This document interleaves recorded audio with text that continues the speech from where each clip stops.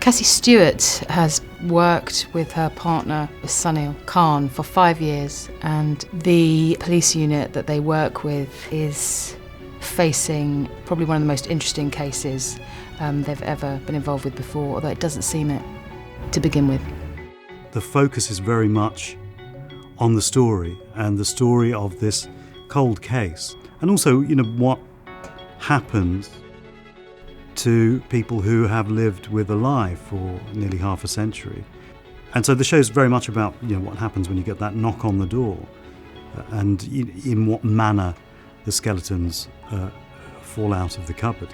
It asks the viewer to imagine how they would survive a life if it's discovered that it was built on a lie.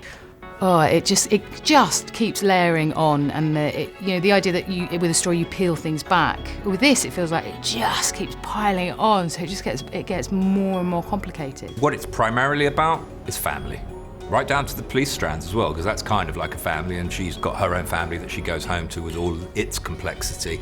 But actually, all of the other 4 stories, the reason what's happening to them is important is because it threatens the stability, the sanctity of their family unit. You have all these different families who appear to be completely unconnected, very different lives, and this one discovery is like the spoke at the centre of a wheel.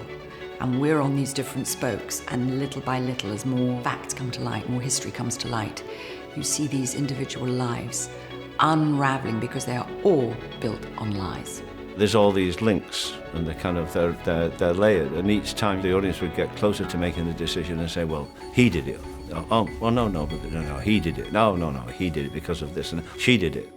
Those problems, they're very normal, they're very identifiable. People will probably either recognise some aspects of themselves in the story, or know someone who has very similar kind of experiences in the past.